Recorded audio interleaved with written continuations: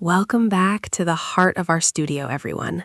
I am Sochata, and today we are going to explore a topic that feels like a weight on so many of our shoulders. It is a small word, only 2 letters long, yet it carries the weight of 1,000 anchors. We are talking about the power of saying no.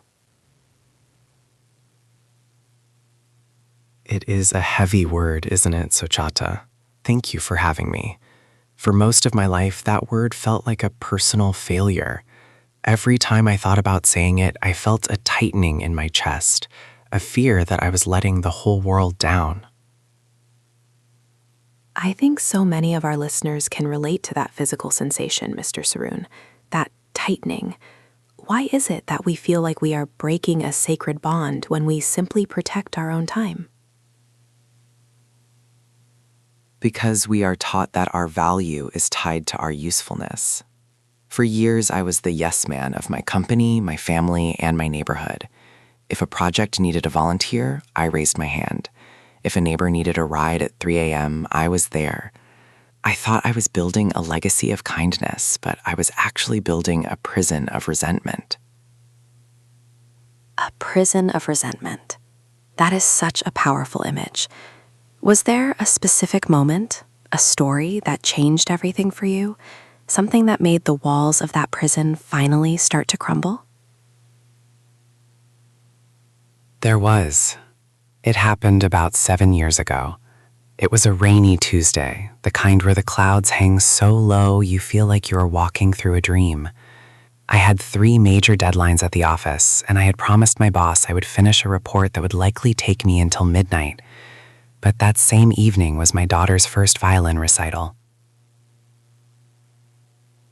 Oh, the classic conflict, the one that tears at every parent's heart. I sighed heavily. My boss called me into his office at 4 p.m. and asked if I could stay to mentor a new hire on top of the report. I felt that familiar itch, that urge to be the hero. I said yes. I told myself my daughter would understand. I told myself there would be other recitals. I convinced myself that being a provider was more important than being a witness. We are so good at negotiating with our own souls, aren't we? We are masters of it. I worked through the evening. The rain was drumming against the window like a heartbeat. Around 7 p.m., I got a text from my wife. It was a video. My daughter was standing on that stage, her little knees shaking, holding that violin like it was a piece of glass. She looked out into the audience, searching. Sochata, I could see the exact moment her eyes found my empty seat. Her shoulders slumped just a fraction of an inch, and then she began to play. I can almost feel the silence in that seat from here, Mr. Saroon. That is heartbreaking. I sat in my plush office chair, surrounded by spreadsheets and accolades, and I realized I was a billionaire in career points and a bankrupt father. I drove to the school after I finished, but the lights were already off. The parking lot was empty, just the rain and the puddles.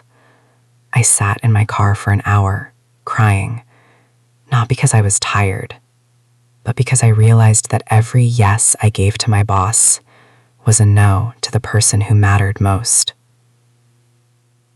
That is the hidden cost. We think no is a rejection, but we forget that every yes is also a rejection of something else. Exactly. That night I made a vow.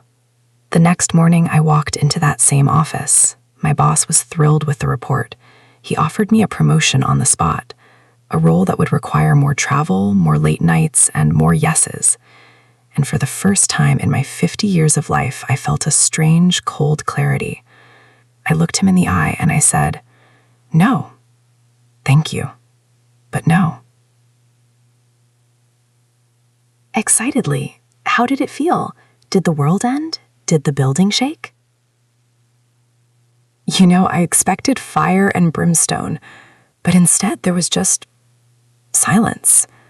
He was surprised, sure. He tried to persuade me, but when he saw I wasn't budging, he simply said, All right, I respect that.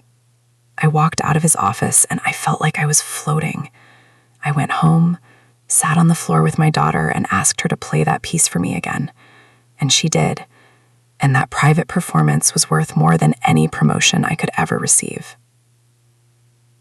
Thoughtfully, it's as if saying no created a sacred space for your life to actually happen. But what about the guilt? How do our listeners handle that crushing feeling that they are being selfish? Passionately, we must redefine selfish. Is it selfish to keep your lamp lit so you can light the way for others? If you give away all your oil, everyone ends up in the dark. Saying no is not about being cold. It is about being intentional. It is about saying yes to your health, yes to your family, and yes to your peace of mind. Nodding. I love that. It's a boundary, not a wall. It's saying, this is where my garden begins, and I must tend to it. Mr. Saroon, if someone is listening right now, feeling overwhelmed and pressured to say yes to one more thing today, what is your one piece of advice? Earnestly, with a sense of urgency, take a deep breath. Feel your feet on the ground. Realize that your time is the only currency you can never earn back. Before you answer, ask yourself, if I say yes to this, what am I saying no to? If the answer is your joy, your sleep, or your loved ones, then the price is too high.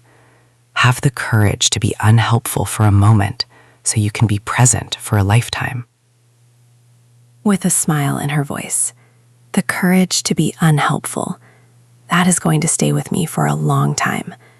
Thank you, Mr. Saroon, for sharing your heart and your story with us today. It has been truly life-changing. It was my absolute pleasure, Sochata. Remember, your no is your power. And to all of you listening, go out there and find your power. Choose your yeses wisely. Until next time, take care of yourselves and each other.